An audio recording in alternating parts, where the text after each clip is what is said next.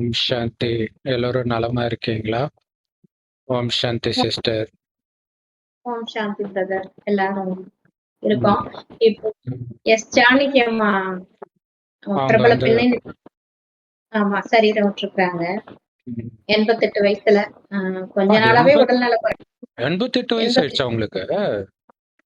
ஆமா ஓ! அப்ப எஸ்பிபிய விட வயசானவங்க அவங்க. ஆமா பெரியவங்க. அந்த ஓஹோ! காலத்தே பாடம் விட்டாங்க. அந்த சிங்கார வேலனே வாவான்னு ஒரு பாட்டு இருக்கு. பழைய ஓ! காலத்து பாட்டு.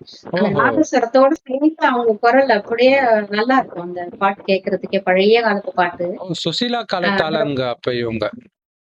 சில காலத்து ஓஹோ! சரி, சரி, சரி. ஓ! ஆனா எஸ்பிபி கூட தான் நெறைய பாடியிருக்காங்க போல இருக்கு. அந்த பாடிட்டாங்க. சுசீலா, டிஎம்எஸ் மாதிரி ஜானகி எஸ்பிபி இப்படியே தான் வரும் எப்பயுமே. ஆமாமா. ரொம்ப ஃபேமஸா இருக்கு. எந்த பாட்டு ம். குடுத்தாலும், அந்த வயசுக்கு ம். தகுந்த மாரி பாடுவாங்க. இந்த ம். ஸ்ரீதேவி காலத்துல அப்படியே ஸ்ரீதேவி மாரியே இருக்கும் அவங்க குரல். ஓ! அப்புறம் நெறைய நடிகைக்கு குரல்லாம் கொஞ்சம் மாறி அந்த மாத்தி, வயசுக்கு மாத்தி. தகுந்த மாரி பாடுவாங்க. ஆ மாத்தி மாத்தி போடுவாங்க. எஸ்பிபியும் அதே அந்த மாரி மாரி பாடுவாரு. ம். நல்லா சிரிச்சுக்கிட்டு பாடுவாரு. அதே மாரி இவங்களும் ம். நல்லா சிரிச்சுட்டு பாடுவாங்க. குழந்தை ம். மாரியும் பாடுவாங்க. இந்த குழந்தை குரல்ல ம். டாடி டாடின்னு ஒரு பாட்டு ரொம்ப ஃபேமஸ். இந்த பாக்கியராஜ் சார் படத்துல. ஆமாமா. ஆ இவங்க வயசு தான். குழந்தை இது. டாடி டாடி குழந்தையா ஓ பாடு மை டாடி உன்னை கண்டாலே ஆனந்தமேன்ட்டு. ஒரு 5 இந்த மாரி பாடியிருப்பாங்க. இந்த ஆ, 5 வயசு ஆ. குழந்தை குரல்ல. ஓ! அதே நெறைய மாதிரி குழந்தை இன்னொரு வயசுல பாடியிருக்காங்கன்னு நெனைக்கிறேன். பாட்டு ம். நல்லா பாடுவாங்க. அப்புறம் ஜென்ஸ் வாய்ஸ்ல கூட பாடியிருக்காங்க. ஸ்டேஜ்ல ஒரு தடவ. ஸ்டேஜ்ல சினிமால ஆமா. பாடுனது. டிஎம்எஸ் ஸ்டேஜ்ல கூட பாடுனாங்க. அந்த ரொம்ப ராஜாவின் பார்வை அது பார்த்திருக்கிறேன் அது. அ ஆ எ சுசீலா கூட பாடுனாங்கன்னு நெனைக்கிறேன். கரெக்ட். சுசீலா அவங்க லேடி வாய்ஸு. இவங்க வந்து டிஎம்எஸ் வாய்ஸ்ல பாடுனாங்க. பயங்கர டேலண்டட். ஆனா அவ்ளோ டேலண்ட் இருந்தாலும் அந்த ஒரு கொஞ்சம் கர்வம் கூட இருக்காது. ஒரு இருக்காது. குழந்தை ரொம்ப இருக்கிற மாதிரியே இருக்கும். ம். யாரா சிறு இருந்தாலும் தெரியாத எம்.எஸ். பாஸ்கர் கூட சொல்லியிருக்காரு. தெரியும் என்ன ம். நான் ஃபேமஸே ஆகல. அப்பதான் சீரியல்ல நடிக்க ஆரம்பிச்சிருக்கேன். நான் யாருன்னே தெரியாது. அப்படி ம். இருந்தாலும் நல்லா நல்லா இருக்கீங்களா? சாப்பிட்டீங்களா? அந்த மாரி ரொம்ப நல்லா அன்பா கேட்டாங்க. யாருன்னே ம். தெரியாது. ம். அப்படி இவ்வளவு உச்சத்துல இருக்கிறாங்க. அப்படி கரெக்ட். இருந்தா கூட அவ்ளோ தன்மையான நல்ல குணம் அப்படின்னு சொல்லிட்டு. எல்லாருமே சொல்லிடுறாங்க. அவ்ளோ நல்ல குணம் அப்படின்னு சொல்லிட்டு. கரெக்ட். அமைதியா அடக்கமா இருப்பாங்க. எப்பயுமே அந்த குரல்ல வந்து அந்த எக்ஸ்பிரஷன்லாம் இருக்குமே தவிர முகத்துல இருக்காது. அசையாம நின்னு அந்த பாடுவாங்க. சிரிச்ச முகம் அப்படியே இருக்கும். தெய்வீகமா இருக்கும் அந்த முகம். ஒரு பிரம்மகுமாரி அப்படியே மாதிரியே இருப்பாங்க. ஒயிட் ட்ரெஸ் போட்டுட்டு. எப்பயுமே ஒயிட் தான் போடுவாங்க இல்ல அவங்க? கேரளாவா அவங்க? இல்ல. அவங்க தெலுங்கு தான் ஆக்சுவலா. அவங்க ஓ! வந்து ஹஸ்பண்ட் இறந்ததுக்கு அப்புறம் ஒயிட் ட்ரெஸ் போட ஆரம்பிச்சாங்க. ஒயிட்டுக்கு அது நம்ம மாறிட்டாங்க. பழக்கம். பழைய காலத்துல தான் ஒயிட் ட்ரெஸ் அந்த மாரி போட்டுட்டு அந்த இருப்பாங்க பழக்கம். ஹஸ்பண்ட் அப்படியே மெயின்டெயின் பண்ணியிருக்கிறாங்க. மெயின்டெயின் பண்ணிட்டாங்க. அதுக்கு முன்னாடி நல்ல பெரிய பொட்டு வச்சிருப்பாங்க. ஆனா சிம்பிளா தான் ட்ரெஸ் பண்ணுவாங்க. எப்பயுமே சிம்பிளா ஒரு ட்ரெஸ் தான் பண்ணிருப்பாங்க. ம். நல்ல ம். பெரிய வட்ட பொட்டு வச்சிருப்பாங்க. அதுக்கப்புறம் ஹஸ்பண்ட் போனதுக்கு அப்புறம் அந்த விபூதி, சந்தனம் அந்த மாரி தான் வைப்பாங்க. ஃபுல் ஒயிட் ம். ட்ரெஸ்ல தான் இருந்தாங்க. நகை எல்லாமே போட்டுக்கிறது இல்ல. காது அந்த மாரி ம். எதுக்குமே நகை போட்டுக்காம ரொம்ப இதா நெறைய 33 அவார்ட் வாங்கியிருக்காங்க. இது ஸ்டேட் அவார்டு, 4 ம். நேஷனல் அவார்ட் வாங்கியிருக்காங்க. ம். கலைமாமணி பட்டம்லாம் வாங்கியிருக்காங்க. பத்மபூஷன் பட்டம் குடுக்கும்போது அத வேண்டான்னு சொல்லிட்டாங்க. ஓ! 2013ல. எதனால? ஏன்னா ரொம்ப காலம் கடந்து குடுத்துருக்காங்க. ஓஹோ! அவ்வளோ ரொம்ப ஒரு எத்தன வருஷமா பாடிட்டு இருக்காங்க அவங்க. ம். ம். 47 அவங்க 20 வயசுல இருந்து பாடிட்டு இருக்காங்க. ஓ! அப்படி அத்தன வருஷம் ஒரு 4 டிகேட் முடிஞ்சிருக்கும். அத்தன ஜெனரேஷன் போயிருக்கும். ஆமா. 4 அது ரொம்ப தலைமுறை. 4 தலைமுறையோ, 6 தலைமுறையோ சொல்லியிருக்கிறாங்க. அது அவ்வளோ ம். காலம் கடந்து குடுத்ததுனால வேண்டான்னு சொல்லிட்டாங்க. அந்த அவார்டே வேண்டான்னு சொல்லிட்டாங்க.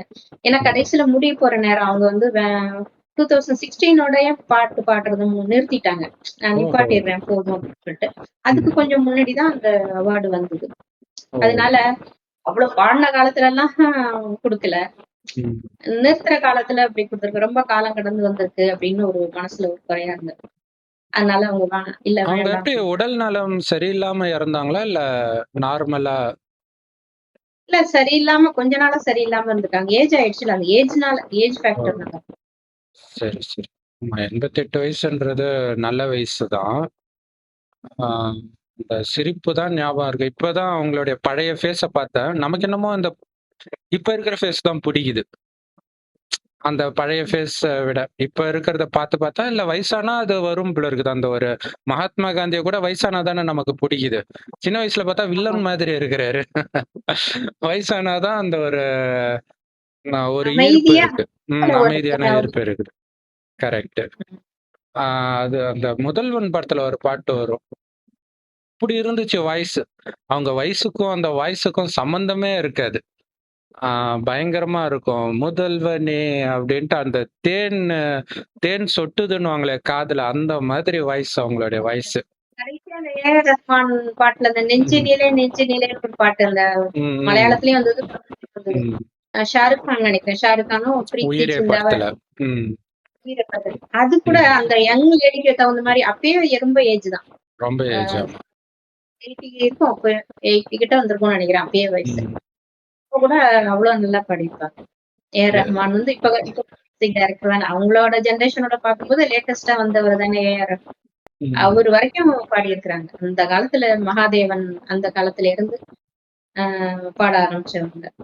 எஸ்பிபி கூட அத புகழ்ந்திருப்பாங்க. பின்னி பெடல் எடுத்துடுவாங்க இவங்க அப்படின்ட்டு. அவங்க 2 பேர் ஆமாமா. காம்பினேஷன் பயங்கரமா இருக்கும். ஒரு போட்டி போட்டு பாடுற மாதிரி இருக்கும். எஸ்பிபி சினிமாவுக்கு வர்றதுக்கு காரணமாவே அவங்க தான் இருந்திருக்கிறாங்க. ஆந்திரால ஏதோ ஒரு ஃபங்க்ஷனுக்கு போயிருக்கிறாங்க. அங்க எஸ்பிபி பாடும்போது அவர் செகண்ட் தான் செலக்ட் பண்ணியிருக்கிறாங்க. இவங்க தான் சண்டை போட்டு அதை எப்படி செகண்ட் பண்ணலாம் அப்படின்ட்டு ஃபர்ஸ்ட் பண்ணி சினிமாக்கு ட்ரை பண்ணுங்கன்னு அவங்க தான் என்கரேஜ் பண்ணியிருக்கிறாங்க. அப்படிதான் எஸ்பிபியும் வந்திருக்கிறார். ஸோ எஸ்பிபியும் அவர் தான் கொடுத்துருக்குறாங்க. பட் அவங்க கொடுத்த எஸ்பிபி அவங்களுக்கு முன்னாடியே போயிருக்கிறாங்க. இப்பதான் இறந்திருக்கிறாங்க இவங்க.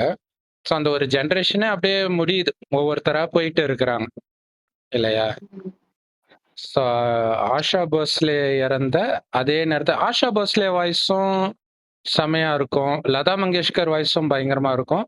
அதே மாதிரி இவங்களும் எல்லா மொழியிலும் பாடி இருக்கிறாங்க இந்தியாவில். இங்கிலீஷ்லயும் வேற பாடி இருக்கிறாங்க. 20 மொழியில பாடி. அது மாதிரி யாருமே எந்த அளவுக்கு ஆனதில்ல. 48,000 பாடல்கள் பாடியிருக்காங்க. 50,000 பாட்டு கிட்டன்னு போட்டிருக்கு விக்கிபீடியால. ஸோ அவங்களுடைய ஆத்மா சாந்தி அடையணும். சாமி பாட்டும் பாடி இருக்கிறாங்கல்ல அவங்க. சாமி பாட்டு நிறைய பாடு. இந்த சொல்ல சொல்ல இனிக்குதடா முருகா, அது அவங்க வாய்ஸா? இல்ல இல்ல. ஏன்னா அந்த வாய்ஸ் கேட்கும்போது சுசிலா அவங்க வாய்ஸுமே பயங்கரமா இருக்கும். சின்ன வயசுலயே அது எனக்கு ரொம்ப பிடிச்ச பாட்டு. ஸோ ஒரு பல தலைமுறை ஆட்சி செஞ்சுட்டு போயிருக்கிறாங்க இவங்களுடைய வாய்ஸ்னால. அதே மாதிரி தூய்மையாவும் இருந்திருக்கிறாங்க. அந்த ஒரு தெய்வீகம் மாறாம, அந்த நகை மேலலாம் ஆசை வைக்காம. ஏன்னா நிறைய பேர் அந்த பணம் வந்துட்டாலே அதை தானே இருப்பாங்க. இவங்க இப்படி சிம்பிளா இருந்தது ரொம்ப ஆச்சரியம். அந்த மாதிரி லதா மங்கேஷ்கர் கூட அப்படிதான் இருப்பாங்க. அவங்க கல்யாணமே பண்ணிக்கல லதா மங்கேஷ்கர். ஆமா, அவங்க கல்யாணம் பண்ணிக்கல. இவங்களுமே பண்ணாம இருந்திருப்பாங்கன்னு நினைச்சேன் இவங்க தோற்றத்தெல்லாம் பார்த்து. இப்பதான் தெரியுது திருமணமாகி குழந்தை எல்லாம் இருக்குது அவங்களுக்கு. ஆனா ஸ்டேஜ்ல வேற எதுவுமே அவங்கள பத்தி தெரியல. வேற எந்த நியூஸும் அவங்கள பத்தி வந்த மாதிரி தெரியல. Only profession. அவங்க லைஃபே அப்படியே இருந்திருக்குது. இளையராஜா தான் தமிழ்ல அதுக்கு முன்னாடியே வந்திருக்கிறாங்களா? ஆமா, முன்னாடியே வந்தது. ராமமூர்த்தி விஸ்வநாதன் ராமமூர்த்தி காலத்திலே தான் வந்தது. அந்த சிங்கார வேலன் பாட்டெல்லாம் அப்போ வந்தது. சித்ராவை தான் இளையராஜா அறிமுகப்படுத்தினாருன்னு நினைக்கிறேன். கரெக்ட். அந்த காலத்திலே அந்த ஜல் ஜல் ஜல் எனும் சலங்கை ஒளின்னு அந்த பிளாக் அண்ட் ஒயிட் காலத்துல இருந்தே இருக்கிறாங்க. ஜானகி வாய்ஸ் அது. எங்களுக்கு தாலாட்டு பாட்டு அதுதான். எங்க அம்மா இதே தான் பாடுவாங்க எந்த நேரமும். ஜல் ஜல் ஒரு எம்ஜிஆர் பாட்டுன்னு நினைக்கிறேன். சரோஜா தேவி பாடுவாங்க. சோ அப்பத்துல இருந்தே பாடி இருக்கிறாங்க. சூப்பர். கண்களை தழுவட்டுமே அப்படின்னு ஒரு பாட்டு உண்டு. அந்த சிலோன் ரேடியோல அந்த காலத்துல நைட்டு போடுவாங்க. தூக்கமும் கண்களை தழுவட்டுமே ஒரு பாட்டு. டெய்லி நைட்டு போட்டுட்டு இருப்பாங்க. முந்தி ஒரு 40 வருஷத்துக்கு முன்னாடி சிலோன் ரேடியோல அந்த இரவுமா என்னமோ ஒரு பேர் வரும். அந்த நைட்டு தூங்குற நேரத்துல அந்த பாட்டு 10:30க்கு அந்த பாட்டு பாட்டுதான் முடிக்கும் சிலோன் ரேடியோ. தூக்கமும் கண்களை அதே மாதிரி எல்லாரீஸ்வரி வாய்ஸ் அவங்க ஒரு மாதிரி பாடுவாங்க. அவங்களும் பல மாதிரி பாடுவாங்க இல்லையா? எல்லாரீஸ்வரி கூட வித்தியாசமா பாடுவாங்க. வித்தியாசமா இருக்கும். எல்லாருக்கும் பாட முடியாது அவங்கள்ட்ட. இவங்க வந்து யாருக்கு வேணாலும் பாட முடியும். அந்த மாதிரி கரெக்ட். இப்ப இருக்கிற ஹீரோயின் எல்லாருக்குமே பாடியிருக்கிறாங்க. கடைசியில ஏன் பாடல? வாய்ஸ் போயிடுச்சுன்னா? இல்ல அவங்க போதும் அப்படின்னு அவங்களுக்கு ஒரு இது. அவங்களுக்கே தோணியிருக்குது. கரெக்ட். எதுக்கு கஷ்டப்பட்டுட்டு இருக்கணும்னு தோணியிருக்கலாம். இல்ல ஆன்மீகத்துல ரொம்ப நாட்டம் இருந்திருக்கும்னு நினைக்கிறேன். சரி, அவங்க ஆத்மா சாந்தி அடையட்டும். ஆ, ஓம் சாந்தி.